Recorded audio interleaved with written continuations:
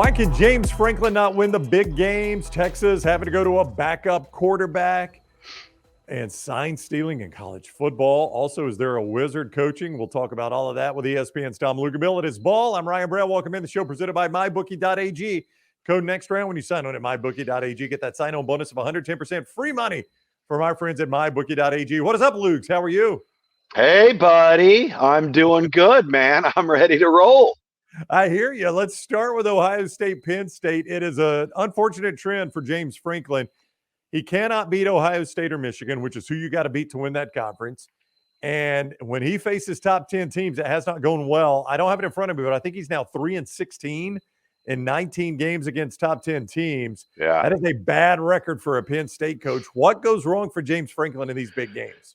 Yeah, and 1-9 against Ohio State. Yeah. It's interesting. It's difficult to put your finger on why this happens. And I say that because on our Sunday SiriusXM show, myself and Barrett Sallee, for a number of years, we literally used to devote a segment to our show on Jim Harbaugh for this exact same reason. Yeah. For whatever reason, they could not beat teams in the top 10. They could not beat Ohio State. Everything was a struggle when there was a lot of hype around a big game, and they would come out on the losing end. They would disappoint. And then all of a sudden it took one time and everything else changed. And I don't know what it is. I don't know if it's coaching, if it's player preparation, if it's a lack of focus, if it's just downright bad luck. What exactly is it? I think if they knew what it was, they'd correct it. They'd correct it. They would fix it. This was the one football team, talent-wise, that was probably the best opportunity for Penn State to beat Ohio State and for Penn State to potentially try and take on Michigan, who they get at home. But for some reason, they fall flat, and I don't get it because and listen, that wasn't a pretty football game. We were on with Oklahoma and UCF, which was a fantastic game. We're on in the same window. So I go back and I watch that thing, and it wasn't as if, Ohio State just wowed. The difference was Ohio State had a guy wearing number 18 and Penn State didn't. Yeah. And I think the other thing that stood out to me was offensively, Penn State looked like they were confused. They looked overwhelmed. The wide receivers could not create separation. There were no windows to throw the football into, and it really affected Drew Aller. And as talented as Drew Aller is, he hadn't been challenged like that, which is kind of head-scratching because they beat Iowa 31-0, and Iowa has got dudes on defense. So it was one of those scenarios where it's like every single time the moment comes, and we consider he's the head coach. James Franklin is the head coach, and it falls on him. But it also falls on the players too. Why are you not performing to your best level in the game that you shouldn't have any trouble getting hyped for? You shouldn't have any trouble getting excited to play. Huge window, conference title implications. Like everything's out there for you to go out and kick ass, and they just fall short. And it is not anything new. I mean, as you said, 1-9 in 10 years, the one game he has won over Ohio State was that blocked field goal at home. And look, that play counts. I'm not trying to diminish that win. That was a good win for them. There was a huge penalty on that play, by the way. A huge penalty.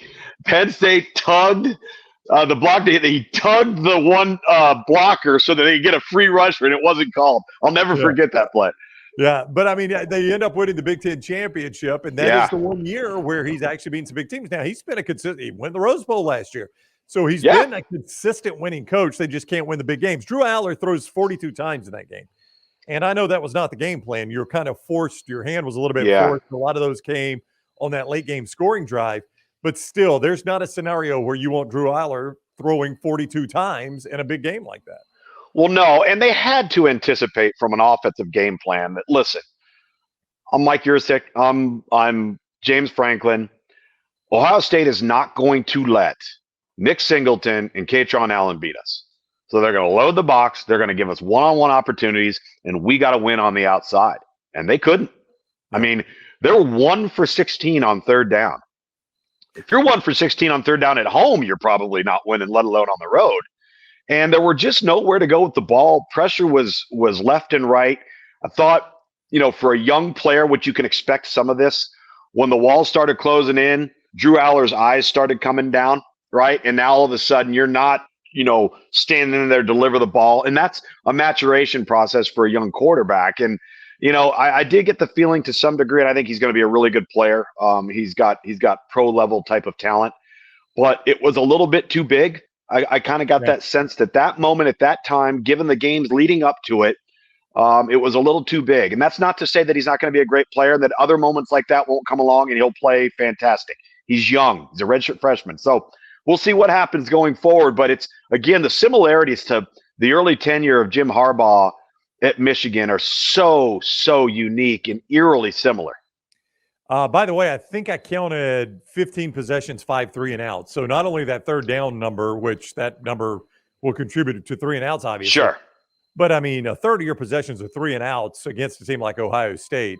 You're starting in a hole that way. No question about it. And when you're doing that, then you add a field possession element into it. And from a field position perspective, how long is the field? And it started to kind of compound itself and roll downhill on them. And listen, they got an opportunity. If you're James Franklin and your football team, you're going to be the first football team that will actually be a challenge for Michigan. Yeah. Now, are you going to be that challenge? Talent-wise, you should be. See what happens. Come up big and play well at home. The interesting thing is, and I'd have to go back and look at the exact numbers, my guess would be in his time at Penn State, James Franklin probably makes, if you had a 12-team playoff, 3 or 4 of those playoffs. Sure he does. I mean, in the future moving forward, he's going to be one of those coaches who's going to have his program in playoff contention. Can they ever win a Big Ten championship? I don't know. He can't get past Ohio State and Michigan. Now you're about to add USC and UCLA and Oregon and Washington. More teams you got to get past. So I don't know how that goes, but I do think he can be in the playoffs a decent amount. He should be. And given the fact that you, again, don't have to win the conference, what if you're hot at the end of the year and you get the right seeding and you catch the right opponent? Next thing you know, you get hot during the 12-team playoff and you're an entirely different team whenever that game is being played or those games are being played than you were prior to championship weekend. That can happen easily. Yeah. The playoff will change everything for a lot of teams. There'll be a lot of teams that might – not be a contender for their conference, or they may not be able to get over that conference championship hump ever, but this would get them in the playoffs. Yeah. All right. Ball with ESPN's Tom Luginbill is presented by MyBookie.ag. Code next round when you sign on to MyBookie.ag. Get that sign-on bonus of 110%. That is free money. Bet anything, anytime, anywhere with MyBookie.ag. You use that sign-on deposit one time, you win with it. It's yours forever. Not one of those you got to win 5 or 6 times. You win once. It is yours forever. MyBookie.ag. Code next round. MyBookie.ag, code next round. Also, Manscaped.com, Brown 20. Brown 20 is going to be your code right here on Ball to get 20% off your first order there at Manscaped.com. They've got the lawnmower. They've got that beard hedger that I like to use. They've got the handyman you can take on the road, the weed whacker that takes care of the nose hair and the ear hair. You don't want to look like an old man with all that hair growing out everywhere. The lawnmower. Let's go. The lawnmower. That takes care of the unmentionables there, Luginbill. So body grooming and the down low right there with the lawnmower. That beard hedger is fantastic for those of us that trim the beard down. Yes. There we go.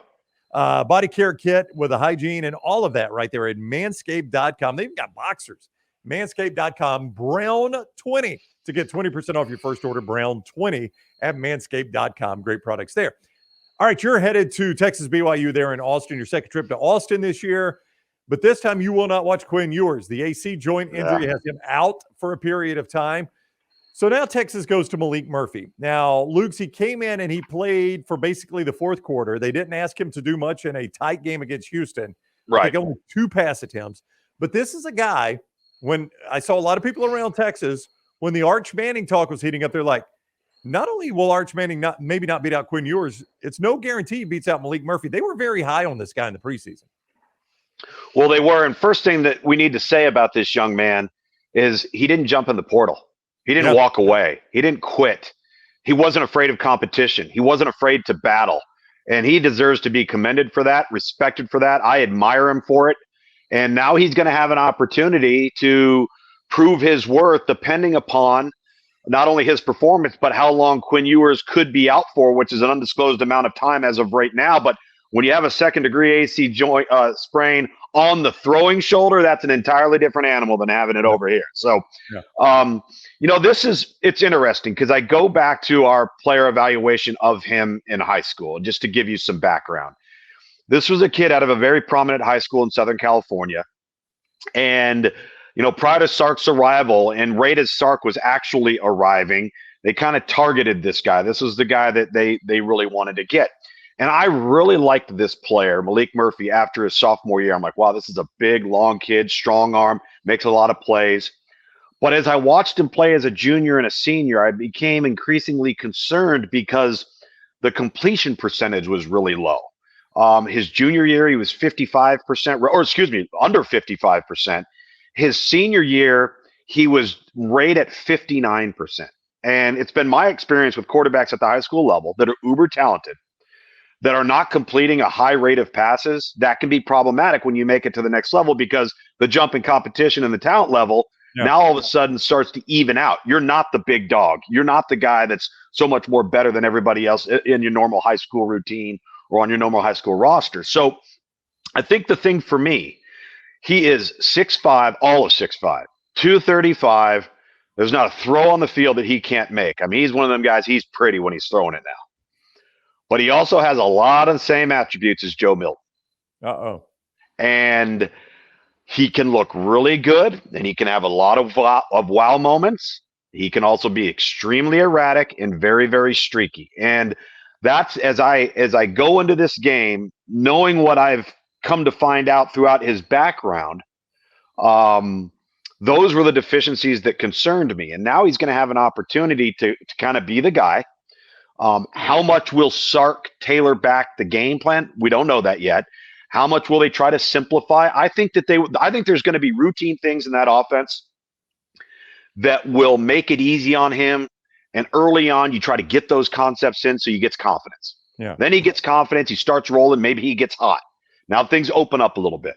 But pay close attention when you're watching this game on Saturday for accuracy, streakiness, erratic play, because you're going to love what you see from him physically. But does the ball go where it's supposed to go? Does it go on time? And is it in the framework of the target that he's throwing it to? That's the number one thing I'm looking at here for Texas. So their upcoming schedule, Lugs, they're still a pretty heavy favorite over BYU with Murphy starting. But now Kansas State comes next week. That's a different animal there. Kansas State's a good football team. They struggled a little bit, but now they have kind of, it seems like, found their answer in the quarterback position with a little bit of a rotation.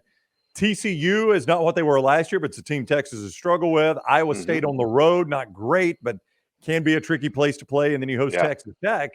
If he has to start the remainder of those games, or Arch Manning has to come in for those games, there's some tricky spots for Texas, who's right in the middle of the national championship line, but they cannot afford a loss. Yeah, they can't afford a loss. And again, how long will they be without Quinn Ewers? What type of impact could they have on them? I think defensively for Texas, they're in a great spot because that part of the ball can keep the score down and keep you in games each and every week. But you're right about the opponents. And I would argue Iowa State's kind of sneaky improved. And when you got to play in Ames, that can't be easy either. So, I've had a lot of people ask me about, Arch Manning in this equation. Yeah. And, you just referenced what it was. It's Kansas State, then it's Iowa State, and then Texas Tech, right? TCU, Kansas State, TCU on the road, Iowa State on the road, and then Texas Tech at home. Okay. So now that's 4 games, right? Yep. So if you are Texas and you're Steve Sarkisian and you're preparing 2 quarterbacks and you're going to go with Malik Murphy first, he's won the job as the backup. He beat out Arch Manning. You are now putting in yourself in position after this BYU game where if you had to, you could play with Arch Manning for 4 weeks and still preserve the red shirt. The problem is you have to ask yourself the question, is Quinn Ewers going to be back if they were to make it to the Big 12 championship game? Yeah. So that thought's in the back of their minds right now as they're preparing. But right now it's Malik Murphy, and let's see if they can win with them. We know Texas can run the ball. They've got great weapons around Malik Murphy. BYU has somehow managed to get a 5-2 record, but they have struggled mightily on the way to doing that. They've had a lot of help. Texas Tech last week in Provo turned the ball over 5 times. It's been that type of scenario. You recall, Arkansas, that was kind of the beginning of the reeling of Arkansas, was the one possession game that BYU beat Arkansas. So we'll see what type of challenge it is for Texas. But you're right. Texas, Oklahoma narrowly escaped last week. They're going to be playing Kansas. Will Kansas have Jalen Daniels back? How much of an impact does that make if he is back versus Oklahoma? All of a sudden, Oklahoma State's an entirely different team after getting waxed at home 33-7 by South Alabama. What does that turn Bedlam into? Out west, and you see the Pac-12, and then you look at what's happened with North Carolina going down in the ACC. There are going to be a lot of goofy things that are going to occur over the next 4 to 5 weeks that people won't see coming, that are going to happen, that will have an impact in this whole entire race for 4 teams. Boy, you mentioned Texas Tech and their game against BYU at 3-5. That is one of the most disappointing teams in college football. I really thought, and I like Joey McGuire. It's great. Tough year for him, but I thought this was going to be a much better team than 3-5 right now. Well, they're on their third quarterback, and their third quarterback happens to be a true freshman. That's unfortunate. They've shown bright spots, but they've been their own worst enemy. Right. And I think they're also one of those teams, because Joey McGuire is one of the greatest dudes of all time.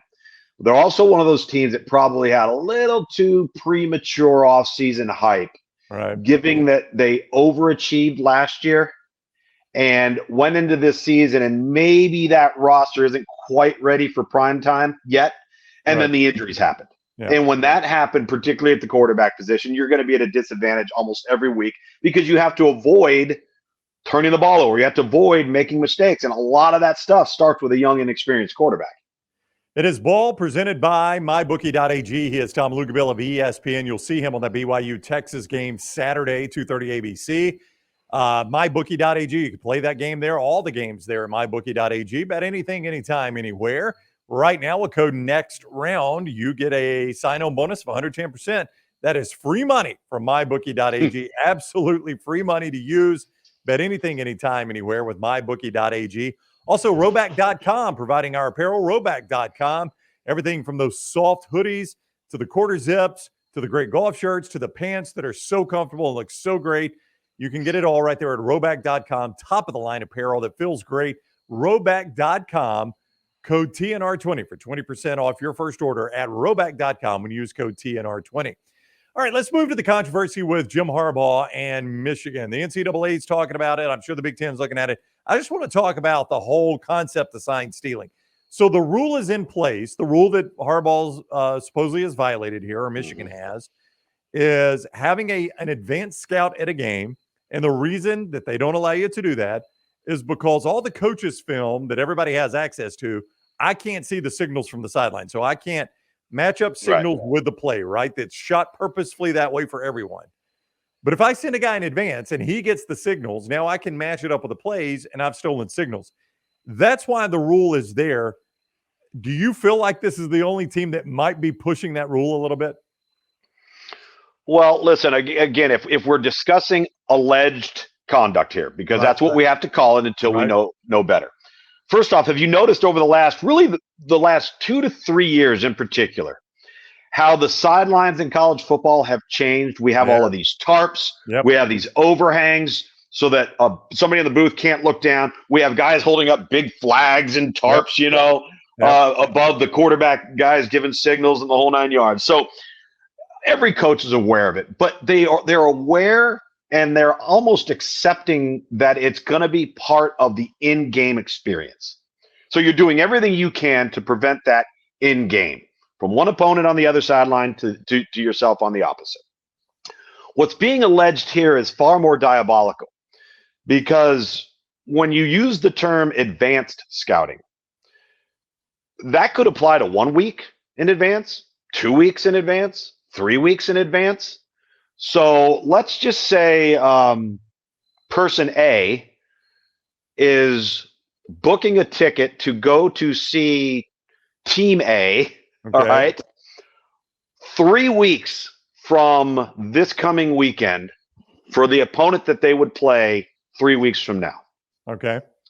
Not only are you using video and audio equipment to match up the signal with the play, but you've also given yourself 3 whole weeks to do it. Right. Right. This isn't something we're talking about going out and doing it on a Saturday and then having to turn it around for the coaching staff the next day. Could you do it? Yes. Would you have to have immense manpower? Yes. But when you're talking about doing it in weeks that are far beyond the next opponent, that's where it gets to the point where I think it's really out of line, because now you are essentially so far ahead of the game that every single call that they may come up with, you could literally line up the perfect defense to defend it, and you had it all in the bag for 2 to 3 weeks. Yeah. And that's the dangerous part. Yeah. How hard is it to still, from a good team, a team that's good at doing it, to still signs in game? How long does that normally take? Well, in game, I think it all depends on if you can see it, right? They've taken all of these measures now to try and get away from it. And then, of course, you're going to have, it might be an analyst, it might be 2 backup quarterbacks. You're going to have between 2 to 3 people, all right?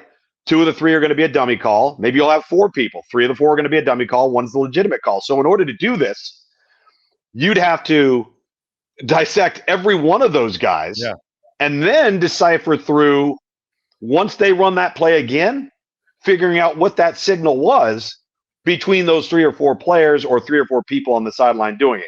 In game, I think that's really, really difficult to do. I really do.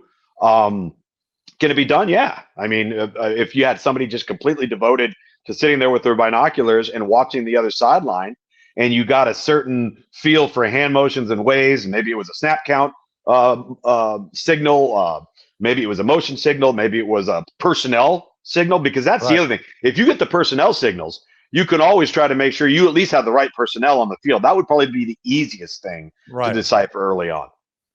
So a program, let's take a program with a big staff, an Alabama, a Georgia, a Michigan, Ohio State, a Florida, LSU, that have all these massive staffs. How often are they changing their signals? Are they changing it on a game-to-game, couple games at a time? Are they changing it all season? I would not say that they'd necessarily be changing it. It's been my experience as a player and a coach in a no-huddle system where you have multiple signals for the same play.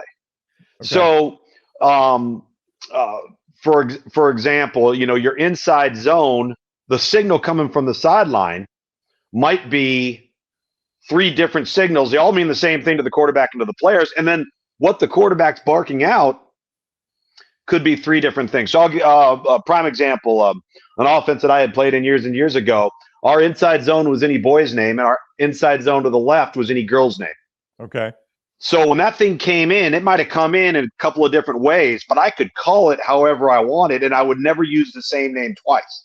Right. So, those types of things you can guard against. So if I'm sitting there going, Mike, or Bob, we kind of knew what it was. And then you'd have to get a little bit more advanced if you played somebody again and some of that stuff. But you always have more than one signal for any call, any formation, any bit of terminology in your bag, so that you don't have to routinely come up with changing stuff week in and week out.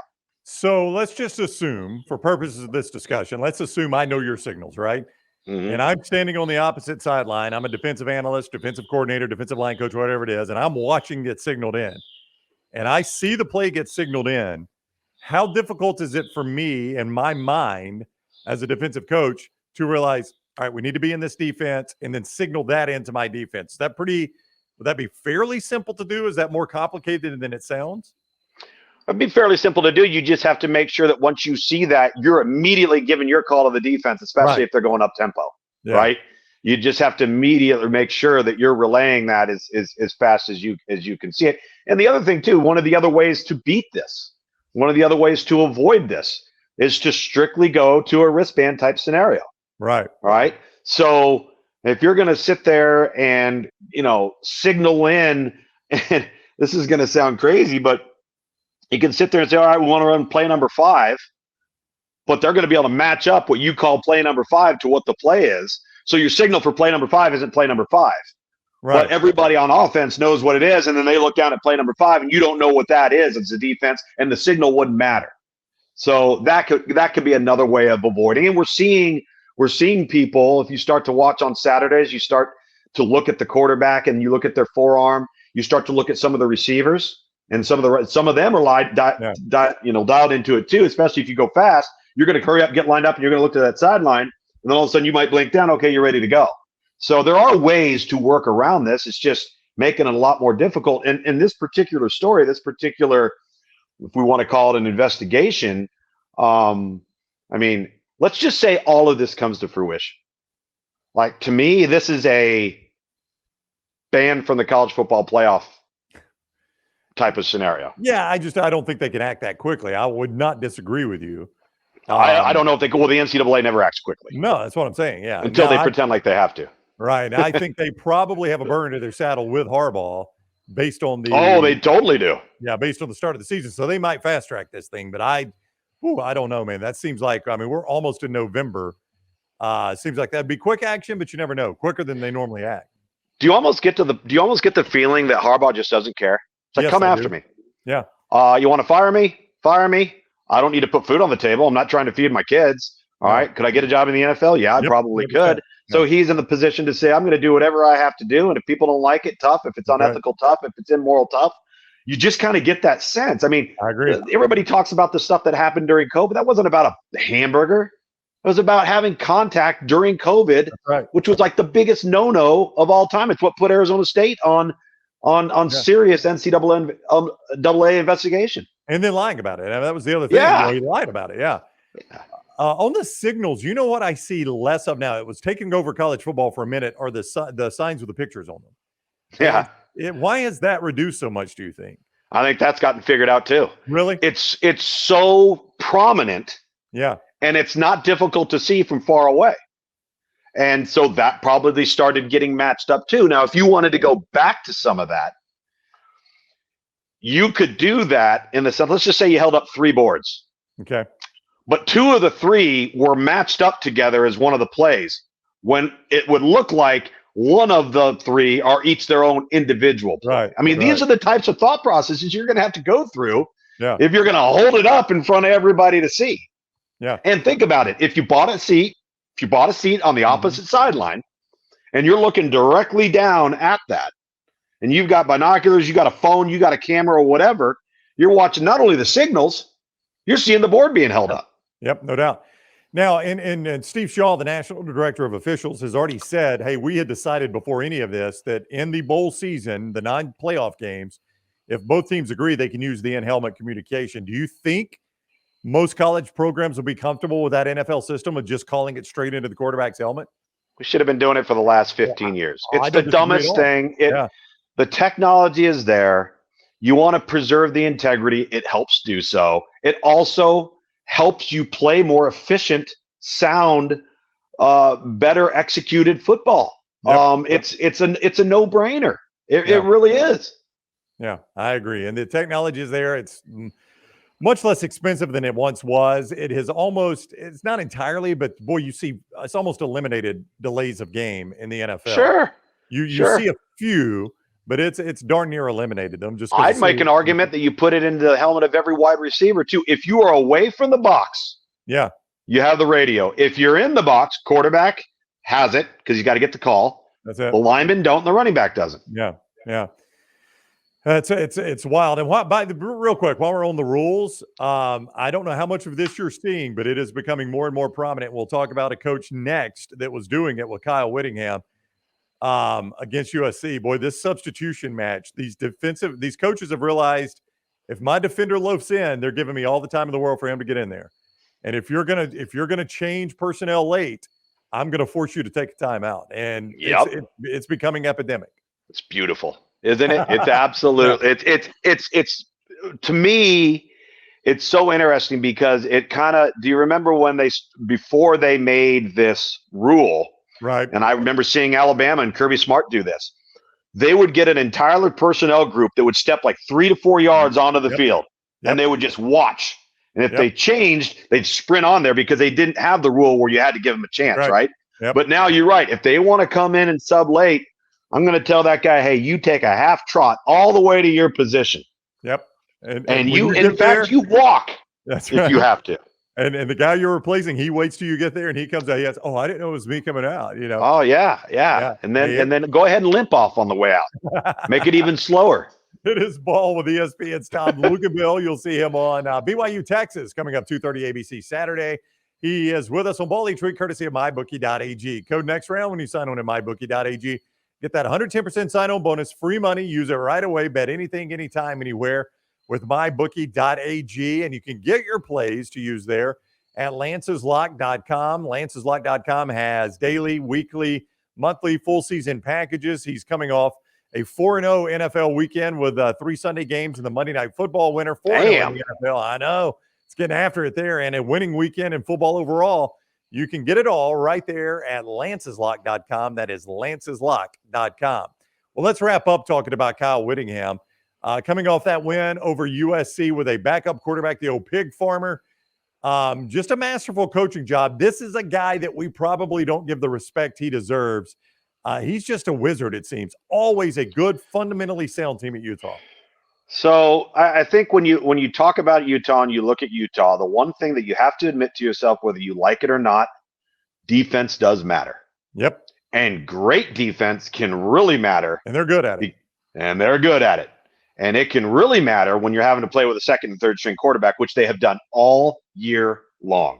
So when we sit here and we talk about spread offenses and we talk about all these people going up and down the field and so on and so forth, notice how with USC against Notre Dame, who's pretty good on defense, USC with Utah, who's even better on defense, that those offenses sputter. Those offenses are all of a sudden off schedule. They are not playing to where they are dictating terms. And you can go back to Lincoln Riley's teams at Oklahoma in the college football playoff. It happened to every single one of those games except for the Georgia game. It was the only one. All right. And so it matters. And where it really aids you is when you have to come up with ways of getting creative. I mean, how about Kyle Whittingham? Now, I had Utah twice last year. And this Sione Vake kid was playing as a strong safety and corner. Who the heck plays strong safety and corner? And he's a true freshman last year. So they're sitting there going, well, this guy's such a good football player. Why don't we just throw him on all out there on offense and, see what he does? And in typical USC fashion, they line up a true freshman outside linebacker defensive end to match up with Sione Vake in space. What are you doing, SC? I mean, come on, right? And so Andy Ludwig, who's been the offensive coordinator at so many different places, and I mean, he's been at San Diego State twice, I think. He's been at Wisconsin, Vanderbilt. He's been everywhere. He's been very successful everywhere he's been. But this place, he's done a masterful job. And he knows how good they are on defense. He knows they don't have to wear a cape on offense. Just don't screw it up, and you will get into the fourth quarter, and you will not only have a chance to win, you'll probably be the better team, right? Yeah. Because the other team will be worn down. So, and Kyle Whittingham, it's interesting you bring him up specifically because, having had UCF last week and watching their transition into the Power Five from the Group of Five, and don't kid yourself now, that running back Gus Malzahn has, those 3 receivers, they got 2 or 3 defensive linemen, could all play for Power 5 teams right now. The problem is they don't have that competitive depth that you need at the Power 5 level, but you can get away with not having at the Group of 5 level. Well, you go back and you look at Utah. I've shared this with you guys before. He had to build that thing, but look at those first 2 to 3 years in the Pac-12. It did not come easy. I think they were sub 500. Yeah.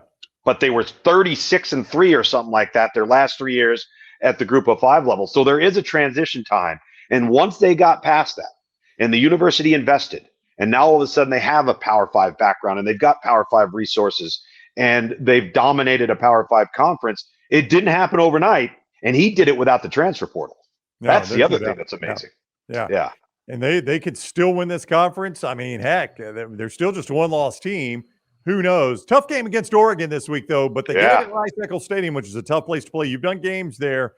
That is noted as a really, really difficult student section, tough place to play. Oh, the mighty Utah student section. That's what they call it, man. And they're right on top of you. I mean, look at Oregon State, Arizona, late Pac-12. That game is going to be awesome, right? Yeah. And Oregon State's in the mix, right? Yeah. And so now they've beaten Utah. They've beaten Utah. Yeah. And so now you have SC, poor SC's got to play Washington, Oregon, and UCLA remaining. Yeah. All right. Colorado probably lost their only opportunity for their last win against Stanford. So we'll see how they end up. You still got Washington, Oregon there. This thing's going to be really fun down the stretch. I feel like we're saying that every week. Yep. But, man, these games are getting good out west. Yeah, Luginbill will have BYU, and that's Utah's big rival, obviously. Their in-state rival, BYU at Texas, 2:30 on ABC. Hey, a reminder of all of our codes, mybookie.ag, code next round, gets you 110% of your sign-on bonus. That's free money from mybookie.ag. Also, don't forget manscaped.com. Manscaped.com with all the grooming products, the boxer shorts, everything there at manscaped.com. Your first order, 20% off when you use code BROWN20. That's my last name, BROWN20, 20% off. And Roback.com, TNR20, get you 20% off your first order at Roback.com with all their apparel. And get all your plays at lanceslock.com. All the sponsors here on the show today. Enjoy Austin, Luginbill. Always fun talking with you. All right, man. We'll see you next week.